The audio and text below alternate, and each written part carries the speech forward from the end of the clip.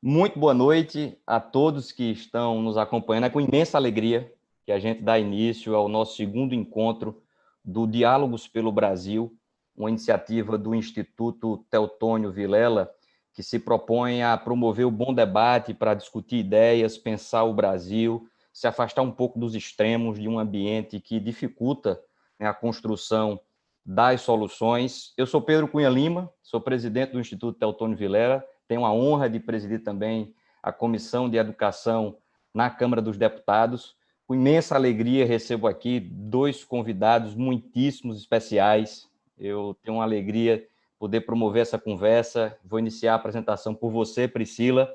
Priscila é cofundadora e presidente executiva do Todos pela Educação, numa perspectiva de quem acompanha o debate da educação pública muito de perto. Eu posso dizer que o Todos pela Educação é uma presença ativa da sociedade civil no debate público, que deixa uma contribuição imensa, né, seja na elaboração técnica, seja na defesa do direito à aprendizagem. Então, desde já, um reconhecimento a não apenas a Priscila, a todos que fazem parte do time do Todos pela Educação.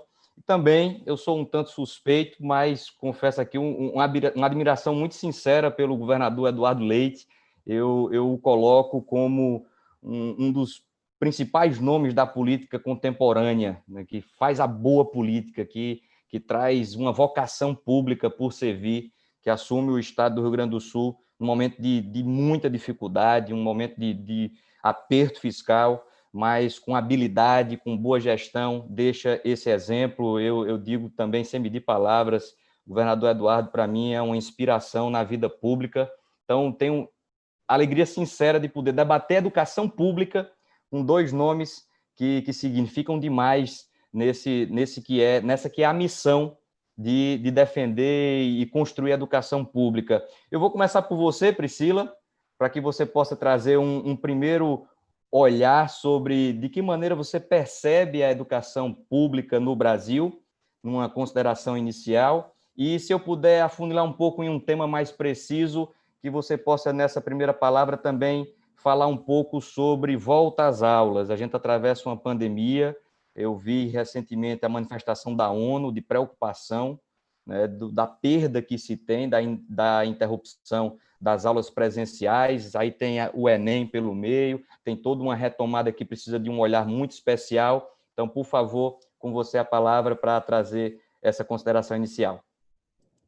Boa noite, deputado Pedro Cunha Lima. Eu devolvo todas as palavras elogiosas a você. Eu vou já chamar todo mundo de você aqui, senão a gente vai fazer essa confusão de você, senhor. Eu já vou inaugurar o você nessa live. O seu trabalho à frente da Comissão de Educação na Câmara, as discussões que são feitas, a seriedade como tudo é conduzido, e num ano especialmente importante desse trabalho do Congresso Nacional na educação, que assumiu o protagonismo, né? Assumiu, puxou a agenda, inclusive com muita omissão, né, por parte do Ministério da Educação. O Congresso tem assumido esse papel muito importante, então também quero fazer esse reconhecimento. E ao governador Eduardo Leite, com quem a gente troca ideias, a gente consegue ter aí acho que ainda mais nesse momento do país em que o debate é tão interditado, em que existe inclusive uma perseguição, de certa forma, em relação à sociedade civil, organizações sociais. Eu acho que fazer esse tipo de troca entre a sociedade e a gestão pública é fundamental, e eu nunca vou me esquecer da apresentação que o governador fez lá na sede do Todos pela Educação, da carreira, né, da nova carreira para professores. Ele entrou a fundo, ele foi assim no detalhe, quer dizer, é um governador absolutamente interessado, estudioso, e que não é, infelizmente, não é algo comum que a gente encontra pelo país. Então, também é uma alegria estar com os dois aqui nesse debate. Mas já indo para a resposta, deputado, a gente está vivendo o momento da maior crise da educação brasileira. Na verdade, a gente está vivendo uma tempestade perfeita, porque a gente tem o Ministério da Educação que não age, né, então com um nível de omissão muito grande, imperdoável até em certa forma, porque havia, né, e há ainda, porque eles podem se recuperar, um espaço de coordenação dos esforços nacionais. Não é possível que a gente não tenha um levantamento em relação à situação dos estudantes brasileiros. Quer dizer, qualquer medida, eu acho que o governador sabe bem disso, porque toda a condução da pandemia, da crise da pandemia, é em cima dos números, do monitoramento, como está acontecendo. Na educação, a gente não tem um monitoramento nacional, a gente não sabe quais redes têm plano de retomada, não tem plano de retomada, quantos alunos estão em ensino remoto, qual tem sido o aproveitamento desses alunos, como que cada secretaria pretende, diretrizes nacionais, quer dizer, o estabelecimento de um gabinete de enfrentamento da crise, um gabinete interinstitucional e também interfederativo, deveria ser, assim, a grande obsessão do governo federal, só fazer isso, tentar dar as mãos para os governos estaduais e municipais e conduzir essa articulação, que não significa romper com a distribuição de atribuições que a gente tem pelo país, né, obedecer e respeitar a divisão de atribuições, mas estar ao lado, fazer essa coordenação nacional. Por isso que a discussão do Sistema Nacional de Educação é tão importante. A gente tem um SUS, a gente tem um SUAS, a gente tem o Sistema Nacional de Segurança Pública, a gente não tem um Sistema Nacional de Educação. Nesse período de pandemia, teria feito a maior diferença a gente ter um Sistema Nacional, mas vamos à busca disso, né, deputado? Acho que a gente tem que aí buscar o Sistema Nacional, que é fundamental. Então, a educação brasileira está vivendo um momento, assim, de brutal impacto, né, na aprendizagem, na evasão potencial, no aumento da desigualdade. E o aumento da desigualdade, ele acontece em várias dimensões, né? Entre públicas e privadas, por conta das condições que as famílias das privadas têm, não pela qualidade da educação pública, mas é porque as famílias têm mais condições do que as famílias que estão nas escolas públicas, entre sul-sudeste, entre as redes estaduais e as redes municipais estão com muito menos aulas remotas do que as redes estaduais, e também a gente não pode deixar de lembrar, a nossa geração Covid, a brasileira, ela vai ficar mais atrás do que a geração Covid dos outros países, porque os outros países enfrentaram mais, né, mais fortemente, principalmente os asiáticos, a própria pandemia. Então, isso conseguiu fazer com que as escolas reabrissem. Aqui no Brasil, enquanto não tiver um controle da pandemia, pelo menos em patamares menores, é muito difícil. As famílias não vão levar os seus filhos para a escola, né? Não tem confiança para isso, tem medo. A gente precisa entender esse medo das famílias, dos professores, mas sem esquecer que o impacto na educação é gigantesco. A gente não pode simplesmente dizer, olha, isso aqui pode esperar, quando tudo estiver perfeito, a gente volta para as escolas. Também não dá para dizer isso. Precisa controlar a pandemia. Quando a pandemia estiver numa situação já decrescente, já mais controlada, tem que pensar sim nesse retorno, porque o efeito para essas crianças, principalmente as mais pobres, é brutal. Obrigado, Priscila. Governador Eduardo, pegar um gancho no que Priscila mencionou do Sistema Nacional de Educação, para também lhe perguntar como é que você percebe a educação pública, né? Agradecer a Priscila por ter inaugurado você, vou também seguir nessa linha. Mas você que passou pela Prefeitura de Pelotas, está agora na gestão estadual do Rio Grande do Sul, qual é a falta que faz essa articulação, né, entre os entes federativos e por que a gente precisa colocar um olhar tão concentrado na elaboração da regulamentação do Sistema Nacional de Educação e também falar um pouco sobre a volta às aulas, que é um tema que a gente precisa debater com muita intensidade. Obrigado por chamar de você, deputado. Aos 35 anos que eu estou aqui no governo, claro que eu sei que cada ano de governo são muitos anos no calendário normal das pessoas, e eu estou lembrando os que sobram aqui na cabeça, não sobram ficando brancos, mas obrigado, é uma alegria estar aqui contigo, Pedro, porque também de nova geração, uma alegria dividir o painel com a Priscila, porque também tem uma nova geração, e se eu me arrisco a lançar na pública, aqui eu porque sei que tem gente boa trabalhando na política com o Pedro e fora da política, mas com atuação de interesse público, como a Priscila faz no Todos pela Educação. E aí, como ela falou, a gente tem que sentar, conversar, trocar ideia, informações. Aquele velho ditado, né? Quando a gente conversa, a gente troca conteúdo, né? Ninguém sai mais pobre, todo mundo sai mais rico. A gente se enriquece nessa troca de informações. Eu tenho essa experiência antes de prefeito, né, no município de Pelotas, onde o foco está foi especialmente na educação infantil. A gente tinha a obrigação da universalização, do acesso da pré-escola, algo que não se conseguiu cumprir em todos os municípios no Brasil por conta das tantas deficiências e justamente dessa centralização de recursos no governo federal, que até desenvolveu programas como o Pró-Infância, por exemplo, para viabilizar a construção de escolas, mas não conseguiu operacionalizar, né, por uma série de dificuldades. Aí está um dos problemas que a gente vive no Brasil, no nosso pacto federativo, que é que você tenta desenvolver soluções para um país de dimensões continentais, aí faz um projeto padrão. O projeto padrão que serve no Nordeste não é o mesmo que vai servir no Sul, né? Você tem essas dificuldades por conta das questões climáticas, os preços são diferentes também, então tem uma série de dificuldades para poder executar na ponta recursos. Então, quanto mais a gente vai até discutir, eu sei aqui, questões de vinculação de recursos, esse engessamento orçamentário, né? Ele acaba, estão me dando um recado aqui de que o microfone estava com dificuldade, mas estão me ouvindo bem aqui? Melhorou. Tá. Então, a gente tem uma dificuldade na questão da gestão dos recursos. Por exemplo, vários recursos foram transferidos para o município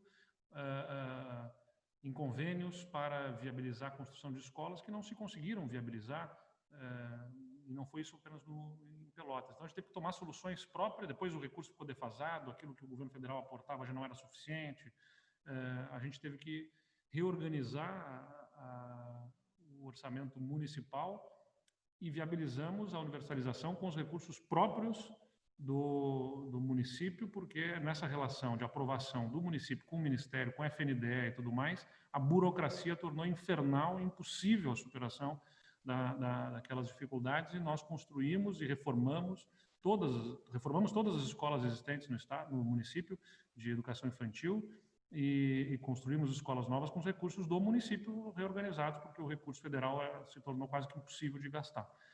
Algumas escolas, a Paula, minha sucessora, está conseguindo entregar agora, depois assim, de 10 anos do contrato firmado lá com a FNDE, com o Ministério da Educação. Então, vejo que tem uma grande dificuldade nesta governança, né? Talvez, como falou aqui a Priscila, o que o Sistema Nacional de Educação é como no SUS funciona, justamente, o repasse fundo a fundo, com menos burocracia, com menos engessamento, e podendo se ajustar em nível local, de acordo com as obrigações, né, que estão definidas em lei, de acordo com a responsabilidade de cada um, mas sem esse engessamento de ter que aprovar o projeto antes e como é que vai fazer, que gera essa dificuldade. E vejam, quantas crianças deixaram de ser beneficiadas em 10 anos, né, de demora para conseguir executar uma obra, e falo aqui da experiência que tivemos em Pelotas, porque não é exclusividade do município de Pelotas, é, aliás, o que se confirmou como uma regra dentro da execução das obras do programa Pró-Infância, que era para universalizar, ajudar nessa obrigação do Plano Nacional de Educação, de universalização da educação infantil. Então, sem dúvida nenhuma, caminhar no sentido de desenvolver um sistema nacional com essa melhor formatação da gestão dos recursos é bastante importante, haja vista que nós temos uma definição de responsabilidades entre as instâncias, até que é relativamente bem definida, embora e muitas vezes não seja observada, né? Que o Estado do Rio Grande do Sul é um deles. A educação fundamental, o ensino fundamental, que deveria estar mais nas mãos dos municípios, está aqui no Rio Grande do Sul, e aí isso acaba gerando, às vezes, uma dificuldade de foco por parte do Estado. A gente está trabalhando numa lógica de incentivar essa municipalização, mas que também tem que ser uma municipalização assistida, não pode ser simplesmente o Estado, né, entregar para o município sem a estrutura devida, e às vezes para uma rede que está tem menos qualidade do que a rede estadual. Então, não é simplesmente o Estado se livrar de uma obrigação com a transferência de uma escola, mas de forma assistida promover essa assunção da responsabilidade pelo município para que ele possa cumprir com a sua função, e o Estado foque, como deve focar, no ensino médio para melhores resultados. Mas acho que dentro dessa lógica de noção de responsabilidade de todos, né, compromisso de todos, responsabilidade de todos, mas com tarefas, né, bem definidas nessas responsabilidades para cada um dos entes e com uma lógica de financiamento bem organizada para que se tenha rapidez, ainda mais num momento de tecnologias que mudam completamente de uma hora para outra, você tem que ter mais agilidade, isso no serviço público como um todo, né? Mas na educação, perder tempo significa perder uma geração. Se você não conseguir fazer as adaptações rapidamente de métodos, sistemas e equipamentos, você perde uma geração, não dá para esperar, né? Porque aqui você não vai conseguir recuperar o tempo perdido de uma criança que deixou de ser ensinada posteriormente. Isso já vai dar consequências dramáticas na vida de um cidadão no futuro. Retomada das aulas, governador. Não sei se você pode falar um pouco sobre esse assunto também, pela importância, né? É um assunto delicado, como falou a Priscila aqui, todos estão muito preocupados, embora as crianças e jovens não sejam grupo de risco do ponto de vista da letalidade, né, são vetores de transmissão para as famílias e para os profissionais da educação, muitos dos quais como grupos de risco, né, porque é importante lembrar não apenas a questão da idade, e nós temos profissionais com mais idade que trabalham também na educação, mas também outras comorbidades que muitas vezes as pessoas acham, sem acompanhar, que comorbidade é assim, a pessoa tem uma doença gravíssima. Não, são doenças que são administradas, né? Hipertensão, diabetes, obesidade, doenças dessa natureza que acabam colocando doenças respiratórias como asma, bronquite, né? Quantas pessoas a gente conhece com essas condições que a gente não tem nenhuma expectativa de vir a perder essas pessoas, né, do nosso convívio. Então, quando a gente está falando de educação, a gente tem que pensar nas pessoas que estão diretamente envolvidas. Isso, no Rio Grande do Sul, no total da educação, a gente está falando de 2 milhões de pessoas, quase 20% da população, porque você tem desde a educação infantil até a pós-graduação, né, os que estão envolvidos diretamente, como alunos, professores, né, e colateralmente envolvidos, aí vamos a mais de 2 milhões de gaúchos envolvidos de alguma forma com a educação. E todos circulando, né, uma atividade de intensa interação em ambientes fechados, especialmente no período agora que a gente está passando do inverno, se torna, sem dúvida nenhuma, um risco. Por isso que nós ainda não temos uma definição do retorno, mas estamos estamos com aulas remotas na rede estadual, é um desafio enorme, cerca de 70% dos alunos é que logaram aqui na plataforma que nós utilizamos, que é o Google Classroom, aqui no Rio Grande do Sul, e fizemos também convênios com instituições privadas para conteúdo, para disponibilização de conteúdo, conseguimos boas parcerias no setor privado para disponibilização de estruturados para aulas remotas, como forma de dar esse subsídio para os professores poderem repassar conteúdos para os alunos, mas são cerca de 70% dos alunos que efetivamente logaram. Então, tem um desafio enorme aqui. Depois, nós fizemos a contratação dos pacotes de dados com as companhias de telefonia, para que justamente não seja cobrado o pacote de dados, né, dos alunos que acessam as plataformas, mas tem toda uma burocracia até conseguir fazer isso, né, liberado pelos órgãos de controle e tudo mais, mas finalmente foi liberado isso para que a gente possa disponibilizar esses conteúdos para quem não tem acesso, mas tem a limitação até do instrumento, né, do celular, do computador, seja como for. Então, nós temos um desafio na tecnologia, mas entendemos que pior do que trabalharmos com esses obstáculos seria não fazer nada, né, deixar completamente sem qualquer conteúdo disponibilizado. E estamos buscando a cada um dos que não logaram efetivamente para identificar o que precisa e, se não tiver mesmo condições, oferecer o conteúdo de uma forma física, né, com a entrega semanal, enfim, desenvolvido. Mas a gente não projeta retorno presencial antes do mês de setembro, analisando os indicadores. O Rio Grande do Sul, a região sul do Brasil, ela enfrentou um crescimento de casos ao longo do mês de julho. Nós estamos observando, nas últimas 2 semanas, uma estabilização da demanda por leitos de terapia intensiva, leitos de UTI, o que é um bom sintoma de que há uma estabilização também da disseminação do vírus, mas ainda com muita cautela a gente está observando esses dados. Desenvolvemos protocolos para um retorno seguro, né? O que a gente projeta é um retorno, por exemplo, na rede estadual, pelo menos, o que a gente está projetando é um retorno no modelo híbrido, em que algumas aulas serão presenciais, como forma de manter contato, acompanhar o desempenho do aluno, mas com disponibilização de muito conteúdo ainda de forma remota, para poder dispensar e revezar partes da turma, para poder ter menos alunos em sala de aula, enfim. E mesmo assim a gente sabe que vai ser um grande desafio, porque vão surgir casos de contaminação, inevitavelmente, né? Quando você circula só na rede estadual 800 mil pessoas, na rede estadual de ensino, é evidente que não estarão blindados de contaminação, haverá casos, quanto que isso significa de preocupações para as famílias de forma justificada. Então, a gente está organizando o máximo para poder reduzir e isolar essas situações. Perfeito.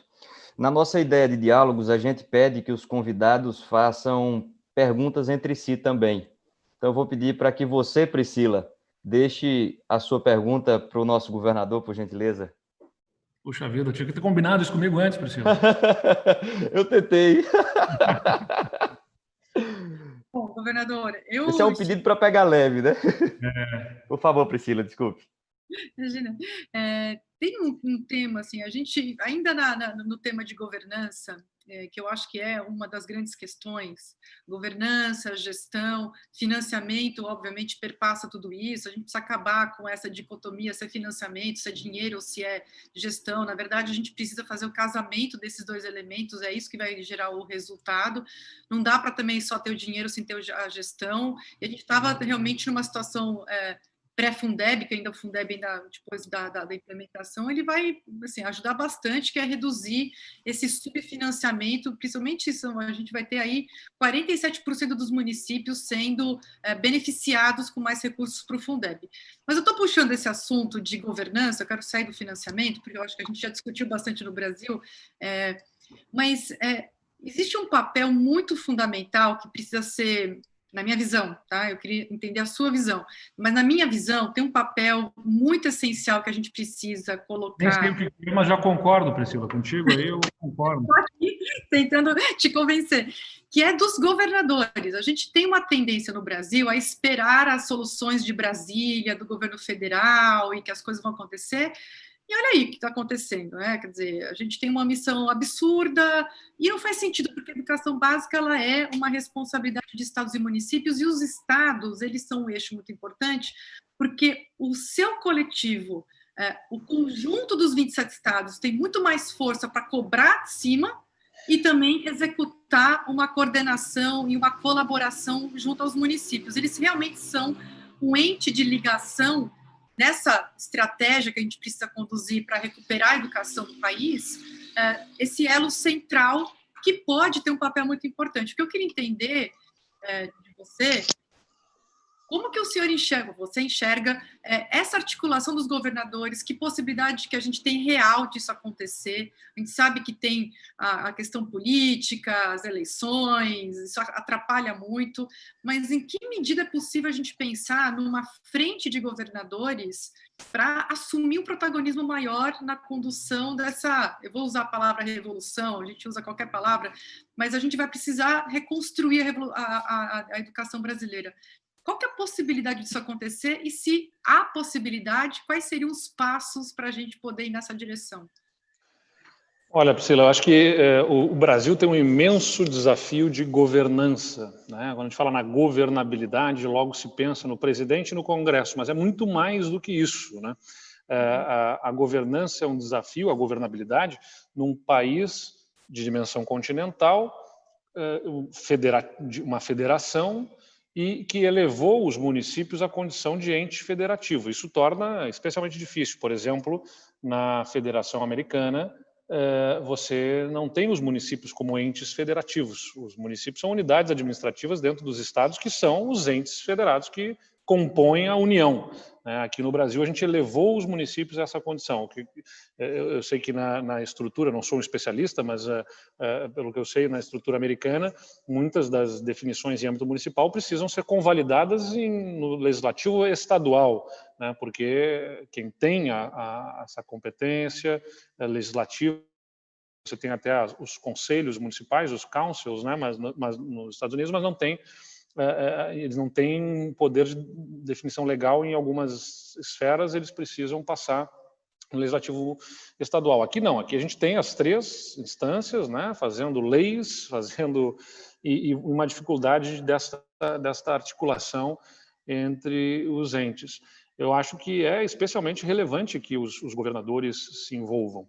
Não tem sido fácil, né? A educação está, evidentemente, no discurso de qualquer político, né? A educação é importante, a educação é fundamental, a educação é o futuro, mas um dos problemas que se enfrenta aqui é, em primeiro lugar, quando eu falar em educação, a primeira coisa que se fala é do professor, que evidentemente é um agente, né, da educação na ponta. Mas se resume a discussão sobre o professor com salário, né, com a questão do salário, o piso do magistério, foi um assunto que dominou, né, infelizmente no Fundeb também permeou muito agora essa discussão, porque é o que vai gastar com salário, se vai contratar mais gente, se tem... Fica uma discussão muito em volta da questão do orçamento, do valor, o que vai ser vinculado, e pouco efetivamente nas questões de como melhorar a qualidade, ação planejada, né, e estruturada. É possível formar uma frente de governadores para trabalhar o tema? Certamente é desejável, acho que é possível. O problema, o grande desafio para o país neste momento especificamente nós nem nos recuperamos de uma crise econômica e já estamos diante de outra. Acho que esse é especialmente a dificuldade. Eu sou governador de um estado de muita dificuldade fiscal, e essas crises econômicas, a de 2015 e 2016 e agora esta, né, só agravam isso. E sempre no Brasil o cacoete foi, bom, para resolver um assunto que a gente tem que fazer, tem que vincular um dinheiro para tal coisa. Sim, mas da onde que sai o dinheiro? Bom, estou falando aqui especialmente na questão da educação, na questão do Fundeb, sabes aqui da nossa luta na questão do como é que o recurso vai ser utilizado. Não pode ser utilizado o recurso para pagar inativo. Que bom, acho interessante, vai disponibilizar mais recursos para a educação, enfim, não vai pagar inativo. Tá bem, mas de onde que eu pago o inativo, então? Proibir que eu use esse dinheiro não vai criar dinheiro para eu colocar na educação, vai me proibir de usar esse, tá bem, mas e o que eu faço para pagar o inativo? 1.000 professores aposentados para 50 mil que estão em sala de aula, é a inversa proporção de outros estados do Brasil, que tem o dobro de professores em sala de aula para os professores que estão aposentados. Então, a lógica do financiamento acaba sempre preponderando, especialmente em tempos de crise como os que nós vivemos nessa década, basicamente, né? Ao longo dessa década de 2010 para cá, lá em 2014 já se começa a enfrentar algumas dificuldades, 15 e 16 um desastre econômico, né? Uma recessão econômica profunda, agrava a situação fiscal, então isso tem contaminado muito o ambiente. As grandes discussões nos fóruns de governadores que eu tenho participado acabaram sempre tendo a ver com, de alguma forma, a relação dos estados com a União para recursos para enfrentamento de crise fiscal, abertura de capacidade de endividamento, entre outros temas.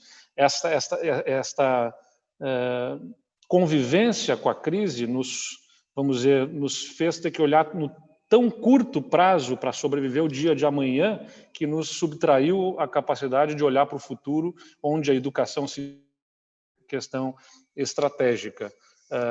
Por isso que eu acho que a gente vai ter que se desdobrar aí para poder tocar as duas frentes. Não adianta salvarmos o presente sem construir um futuro melhor, né? Que é o legado que certamente todos nós queremos entregar das nossas vidas dedicadas ao serviço público. Mas também não adianta só olhar para o futuro sem resolver o presente. Os tempos são extremamente desafiadores e vamos ter que tocar as duas pautas conjuntamente. Eu acho que isso está cada vez mais claro. Eu tive que lidar aqui no primeiro ano e meio de governo com as questões de privatizações, com as questões de reformas do serviço público, a própria reforma das carreiras dos professores aqui do Estado. Nós tínhamos uma grande dificuldade para poder avançar, e uma pauta que era uma bola de ferro para discutir qualquer outro tema na educação, a questão do pagamento do piso do magistério.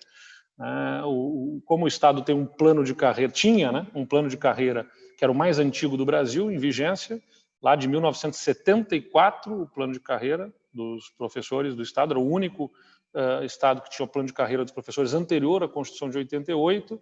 Lá estava previsto, para o Pedro aqui acompanhar, né, que, por exemplo, um professor com graduação iria receber 80% a mais do que o professor iniciante, que era o antigo normalista.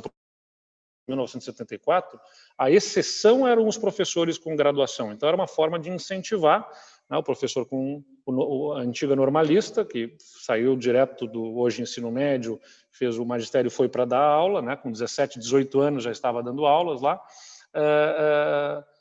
entrava naquele início de carreira, e se tivesse especialização, aliás, outros cursos de mais, como é que se chama, a licenciatura curta, enfim, tinha algumas gratificações, até a graduação, 80%, ou pós-graduação, 100% de aumento. Pois hoje, 80% dos professores têm pós-graduação, tem pelo menos uma especialização, alguma coisa. E aí queria-se, né, a grande luta dos professores, bom, queremos o piso mais 100% em cima. Isso é impossível para o Estado pagar, não é? Mas ficava naquela discussão sobre o não cumprimento disso. Então, limpar esse terreno, né, sobre essas questões que são polêmicas, difíceis, e que era para simplesmente sobrevivermos ao presente, foram muito da nossa prioridade até aqui, o que não significou, evidentemente, não olhar para a construção de soluções para a educação para o longo prazo. Me deixam claro que a gente precisa, sem dúvida nenhuma, reunir mais forças em âmbito nacional, entre os governadores, e entendi a tua pergunta como, além de uma pergunta, uma provocação nesse sentido. Uma boa provocação. Eu recebi aqui... Por favor, Priscila. Não, eu estava só falando, é um chamamento, não é uma provocação. Eu recebi aqui também uma boa provocação, uma pergunta do deputado Eduardo Cury, né, digo com orgulho, meu colega de bancada, PSDB de São Paulo, que pergunta a você, Priscila, faz primeiro uma menção da irresponsabilidade do governo federal no debate do Fundeb, já falado aqui, e a gente acompanha com lamentação o que acontece no MEC, a gente quer construir, a gente torce pelo Brasil, e é triste acompanhar o que acontece no MEC, mas ele fala que apoiou e votou a favor do Fundeb, pois não aprová-lo seria um retrocesso, mesmo achando que poderia ter sido mais arrojado. E aí é a pergunta que ele dirige, a boa provocação também. Na visão do Todos pela Educação, quais foram os avanços e quais foram os pontos que você não colocaria no texto? Perfeito. Bom, agradeço essa pergunta. Bom, acho que primeiro começar a dizer assim que o Fundeb, o saldo final dele é gigantesco, é muito importante, é um super avanço. Acho que a gente devia isso à sociedade brasileira, em termos de desigualdade, imaginar que o nível de investimento feito na educação do país ou numa criança dependia do seu CEP, dependia de onde ela morava, né, onde ela mora. Isso é realmente, assim, do ponto de vista ético e pragmático, porque isso tem repercussões na vida de todos nós, né, dessa criança, que depois é um jovem, que depois vai entrar no mercado de trabalho, que depois vai ter uma família, é um cidadão, etc. Tem assim, isso implica demais a vida dessa criança, futuro jovem, e a vida de todos nós, porque, no fundo, eu gosto dessa ideia de educação como direito difuso, quer dizer, da mesma forma que eu tenho o direito de respirar o ar puro, de viver numa cidade limpa, eu também tenho direito a que a criança do interior do Piauí tenha uma educação de qualidade. Não é só eu, a minha família, os meus próximos. Acho que quando a gente chegar nesse nível de entendimento na sociedade brasileira, a gente vai ter dado um passo muito importante em relação àquilo que realmente é prioridade, né? E não aquilo que, às vezes, parece ser prioridade e não é. Mas, então, nesse sentido, o Fundeb, ele assim, tem um saldo muito importante, muito positivo, porque ele é uma política, talvez uma das únicas no país, muito bem focalizadas e que enfrenta a desigualdade educacional do país. Ele foi desenhado de tal forma a colocar mais recursos, então é o que a gente chama de eficiência alocativa, de retirar os recursos excedentes, porque muitas cidades ricas estavam recebendo complementação da União, né? Então, por exemplo, cidades que têm uma mineradora no Pará. O Pará, todos os municípios do Pará recebem complementação da União, mesmo aquele município pobre, aquele município rico. Enquanto que Minas Gerais, ou mesmo Rio Grande do Sul, tem cidades muito pobres no Rio Grande do Sul, que tem uma arrecadação muito baixa e não recebe complementação da União. Então, o Fundeb ele é muito mais justo, ele é redistributivo, ele é maior, né? Ele sai de uma contribuição de 10% da União para 23%, lembrando que o 100% do ano passado é menor do que o 100% desse ano, porque tem uma queda na arrecadação que vai ser menor no ano que vem. Então, quer dizer, o Fundeb é maior, mais ou menos, tá? Assim, em termos comparativos nos anos, não é tanto assim, porque a atividade econômica foi muito afetada pela crise, né, pelas crises do Covid, e isso afeta a arrecadação, que afeta a capacidade de investimento que chega até os fundos do Fundeb. Mas, dito isso, eu gosto dessa palavra ambição. Assim, óbvio, a própria deputada professora Dorinha colocou isso em várias reuniões. O deputado Pedro, a mesma coisa. Se eu fosse redigir o Fundeb, eu teria redigido um outro Fundeb. Se o deputado Pedro tivesse sido relator, teria sido um outro Fundeb. Se o governador Eduardo Leite tivesse redigido o Fundeb, a gente teria um outro Fundeb. O Fundeb atual, ele é fruto do consenso político possível, certo? Ele é o fruto da dinâmica que foi possível ter sido construída. Mas, então, né, nesse exercício, assim, o que eu teria feito diferente, assim, o que seria diferente na PEC que eu teria escrito, eu teria sido, assim, eu acho que daria para ser mais arrojada ainda em relação à redistribuição, né? A gente precisa fazer justiça social nesse país, a gente convive de forma muito naturalizada com a desigualdade, a gente convive tranquilamente com o fato de ter crianças que valem muito menos do que outras. Acho que a gente teria que ser mais redistributivo. Acho que esse teria sido um passo importante. O novo Fundeb já tem uma queda muito acentuada dessa desigualdade. Sem Fundeb seria 15.000%, governador, a diferença de investimento nos alunos.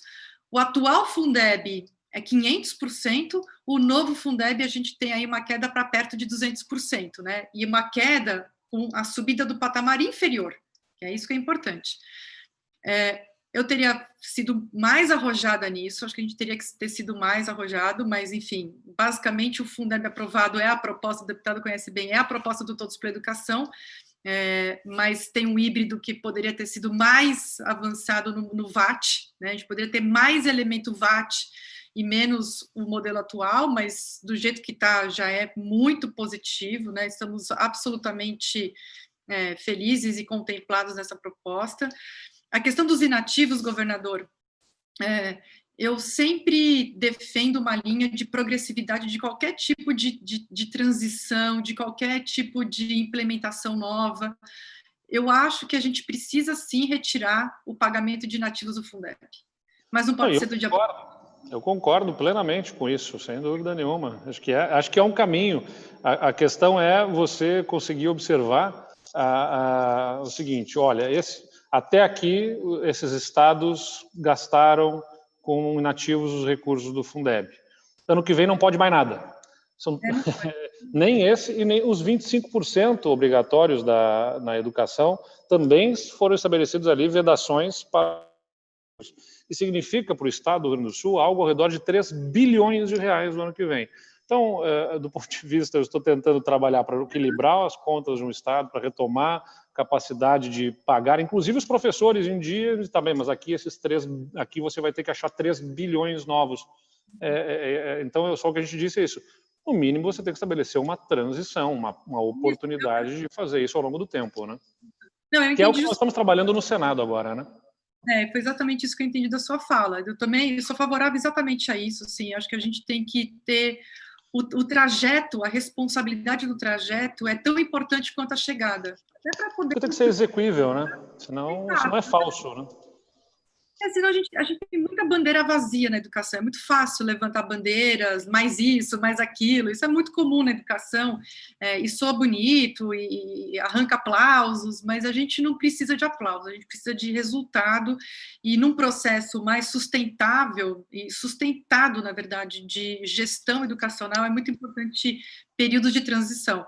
Aí acho que é uma questão de fazer conta, se são 3 anos, se são 5, se são 2, a gente precisa botar no papel, fazer essa conta, e eu também, Todos para a Educação, na verdade, redigiu nota, se posicionou a favor da transição para essa virada de chave, né, de não ter mais pagamento de nativo com Fundeb. E o outro ponto que eu acho também que é muito delicado, muito controverso, gera muito barulho, que é a gente confundir custo com qualidade, né? Padrão de qualidade é a aprendizagem, é o aluno na escola com uma boa experiência, com professores valorizados, né? Num ambiente escolar bem gerido, com um clima escolar favorável à aprendizagem, enfim. Esse é o resultado que a gente precisa ter, né? Esse é o padrão de qualidade. O custo para isso, a gente não pode padronizar no país e a gente também não pode criar uma lista muito extensiva de insumos achando que isso é qualidade. Porque qual que é a minha preocupação? São duas, basicamente. Primeiro, porque isso gera uma indução no comportamento do gestor muito ruim. A gente está tentando se recuperar e instaurar no país uma cultura de política educacional. Então, não é... Claro que os insumos são muito importantes, a gente precisa garantir o básico. É inadmissível a gente ter escolas que a gente não pode nem chamar aquilo de escola.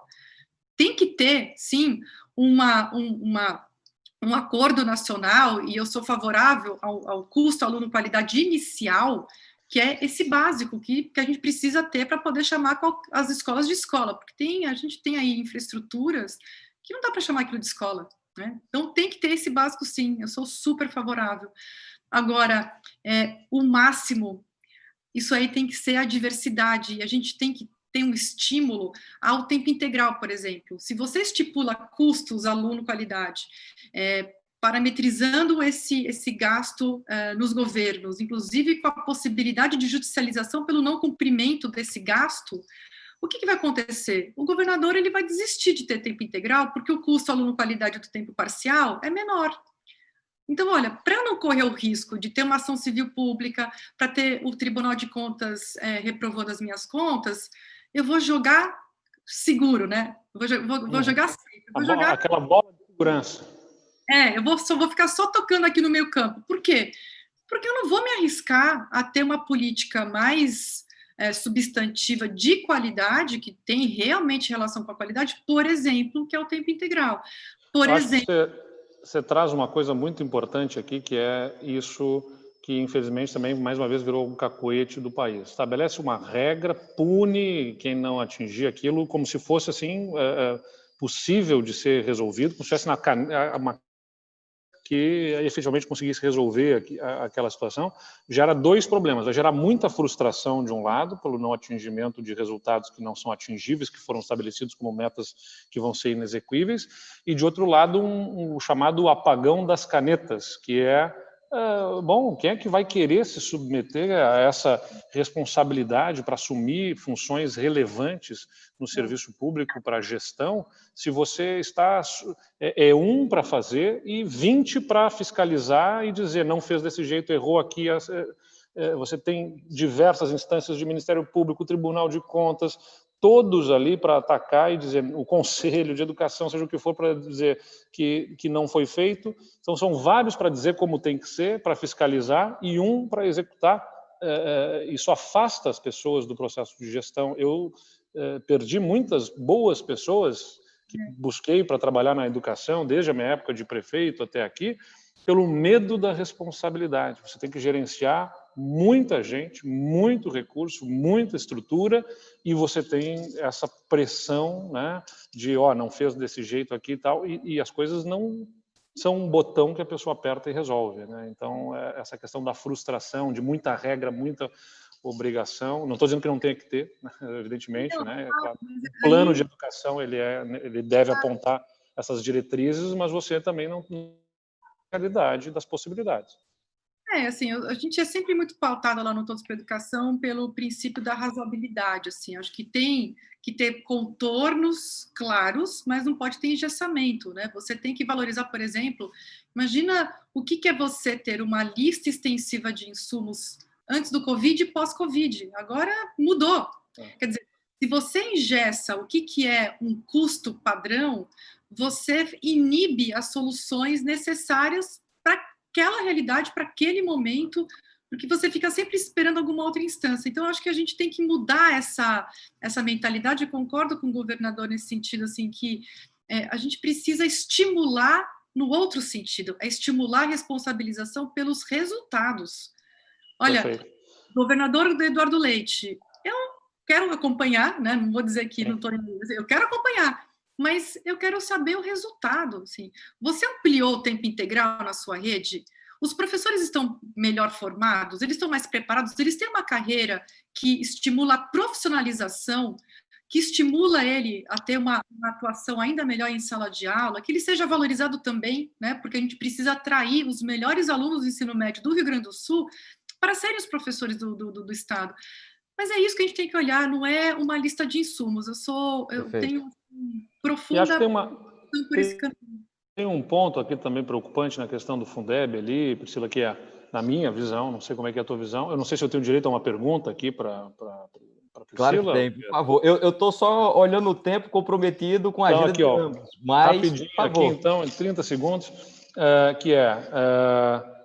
Na Constituição deveria estar a composição da cesta de impostos que vão compor o fundo, né? Como constitucionalmente definido o financiamento, mas a lógica do uso dos recursos não deveria estar constitucionalizada na medida em que, por exemplo, esse tema mesmo do custo aluno-qualidade, outros temas, né? Eles merecem uma revisão, ou seja, você coloca a composição, garante o financiamento e a lógica do uso do recurso não precisaria estar constitucionalizada. Não sei qual é a visão da Priscila aqui sobre isso. Sim, é exatamente isso. Assim,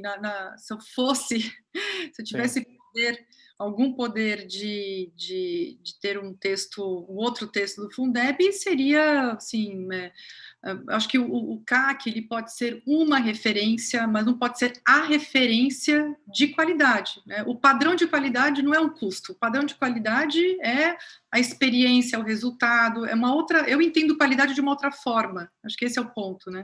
Uhum. Acho que tem, enfim, pouco espaço para alteração no Senado, acho que também ninguém deseja que a matéria volte para a Câmara dos Deputados, mas existe, assim, um trabalho a ser feito na lei de regulamentação, na lei do Sistema Nacional de Educação, que é para poder parametrizar isso de uma forma mais racionalizada, para não ter uma indução de um comportamento muito pautado pela execução de uma lista de insumos e para a política pública de qualidade mesmo, que tem uma diferença aqui. Sim. Não são os inputs, são os outputs, na verdade. Perfeito, esse conceito é fantástico. É a diferença que a gente faz um pouco. E também tomar cuidado com esse tema que você levantou da judicialização, assim, quer dizer, claro que tem que ter controle, claro que a gente tem que prezar pelo bom uso do dinheiro público, e os tribunais de contas têm que ficar em cima mesmo, o Ministério Público tem que ficar em cima, mas não pela execução de uma lista de insumos e muito mais pelos resultados. Inclusive, os tribunais de contas, eles vêm fazendo uma mudança com as auditorias especializadas de olhar não só as contas, mas os resultados. Perfeito. O que a gente pode ter aqui é uma certa interrupção nesse tipo de processo de melhoria das políticas educacionais. Aqui eu quero fazer, eu sei que a gente está com tempo curto, Pedro, mas importante a gente fazer aqui um disclaimer, uma chamada, que é o seguinte: a educação pública brasileira não é uma coleção de fracassos, não é. A gente vem melhorando, vamos parar de falar que é um fracasso. Depois a gente até pode fazer um desse só sobre PISA, porque a gente assinou com a OCDE, a gente está olhando com lupa os números do PISA. A gente precisa desvendar essa caixa preta do PISA, porque o Brasil parece que não avança. As questões, elas são outras. Mas a educação brasileira, ela vem avançando, né? Menos em algumas áreas, menos em algumas etapas, muito no Fundamental 1. Então, a gente precisa estimular essa boa gestão dos recursos. O Fundeb já vai dar uma injeção de recursos a mais nesses municípios mais pobres, dos estados mais pobres. É o bastante? Não sei. Pode ser que não seja mesmo, sabe, governador? Pode ser que não seja o bastante, mas vamos trabalhar bem esse recurso. A gente tem uma renovação das regras do Fundeb daqui a 6 anos, né, Pedro? Assim, isso foi inserido no texto, que é um ponto importante. Olha, daqui a 6 anos, vamos avaliar como que esse recurso foi utilizado, se a gente precisa de mais, se a gente precisa acentuar ainda mais a redistribuição, né, o poder redistributivo do Fundeb. Mas a gente precisa estimular que o gestor se responsabilize pela sua gestão, né? E não ficar tutelado por tantas amarras, que aí a gente não precisa de um secretário de educação, a gente precisa de um operador de compras, né? Não precisa de gestão educacional, a gente precisa de outra coisa. Então, eu fico meio preocupada com isso, por isso, assim, Pedro, eu encerro aqui a minha resposta, eu sei que eu me alonguei, mas eu só quero finalizar o seguinte, olha, o Fundeb, o saldo é muito importante, tá? Assim, eu já fico muito, muito feliz com o que aconteceu nesse ano tão difícil, nesse ano de trevas. O Fundeb, acho que foi a grande boa notícia do ano, principalmente para a comunidade educacional. O Todos para a Educação se sente absolutamente contemplado nesse Fundeb, mas ajustes poderiam ter sido feitos, sim.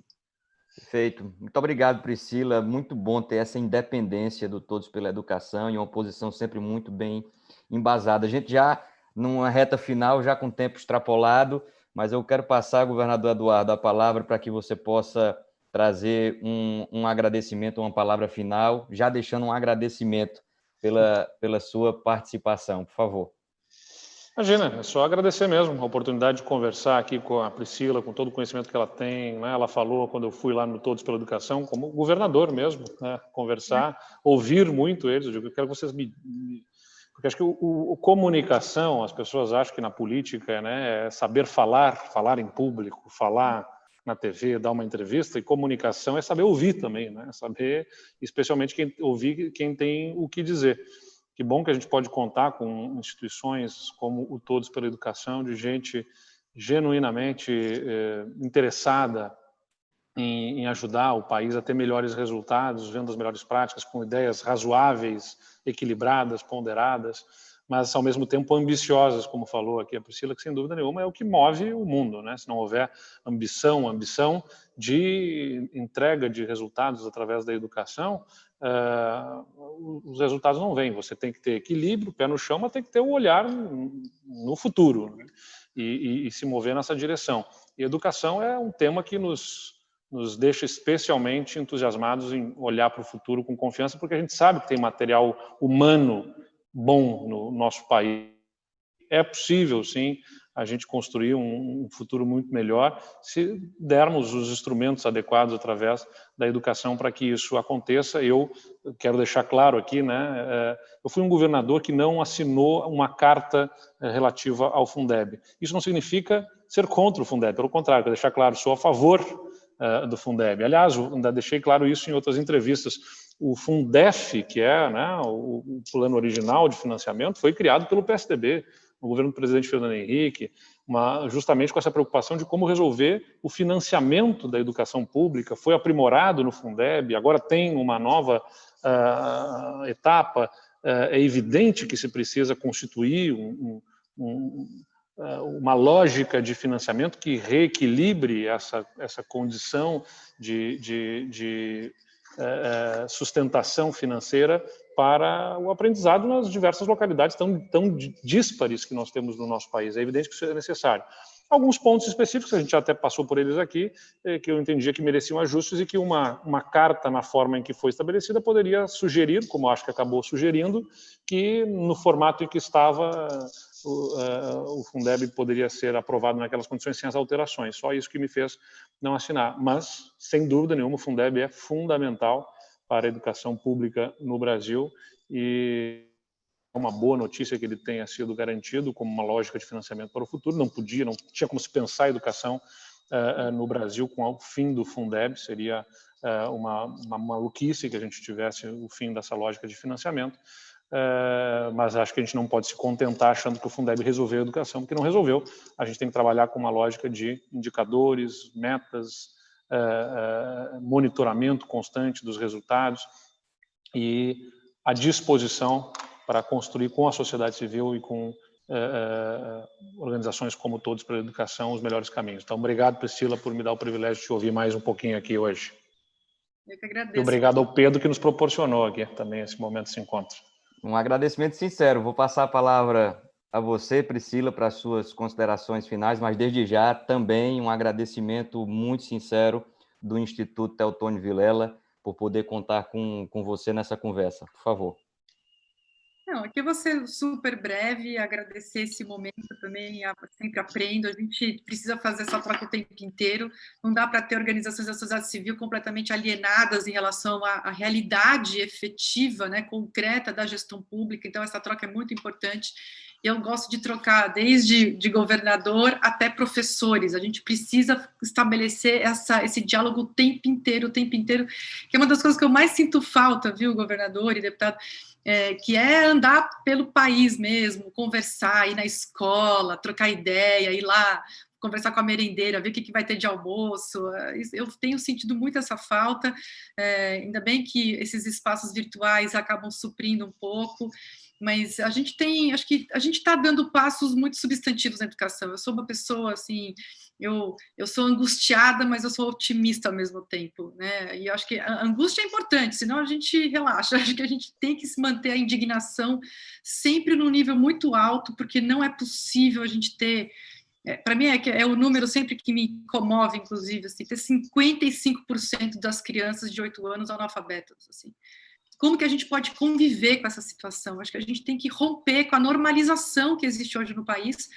O senador Cristóvão Buarque tem uma fala que eu gosto muito, que ele fala o seguinte: olha, a gente olha para os nossos antepassados e se pergunta como que eles conviveram com a escravidão de forma tão normalizada. E a gente convive com criança analfabeta também de forma muito normalizada. A gente precisa acabar com essa normalização, essa banalização do resultado ruim. Por isso que eu tenho assim essa fixação, essa obsessão por resultado. A gente precisa de resultado. Para a criança, o que ela precisa, para ela se libertar da pobreza, ela precisa aprender, né? A aprendizagem é a melhor efetivação do direito à educação, então ela não pode ser demonizada, é o resultado que importa. Então eu quero aqui encerrar, eu sei que a gente precisa encerrar inclusive por causa do Instagram, eu já olhei aqui a mensagem, é um prazer conversar com o governador Eduardo Leite, com o deputado Pedro Cunha Lima, estamos juntos nessa jornada aí, vamos continuar essa luta. Muito obrigada, boa noite a todos. Obrigado, Priscila. Pois é, esse é o nosso Diálogos pelo Brasil. Eu espero que você tenha gostado desse debate, dessa conversa. O senador Cristóvão Buarque tem outra frase, eu vou pegar um gancho de Priscila para citar também e encerrar aqui, que diz: porque o berço da desigualdade está na desigualdade do berço. Se o Brasil debater mais a educação, fazer esse encontro, né, de ideias, né, para propor mais a educação, tenho certeza que a gente vai conseguir ter uma transformação social com a intensidade que o Brasil tanto espera. Então, agradecer novamente ao governador Eduardo e à Priscila por estarem aqui discutindo a educação, debatendo a educação, que é uma paixão que deve ser de todos nós. Então, muito obrigado. Até o nosso próximo encontro do Diálogos pelo Brasil.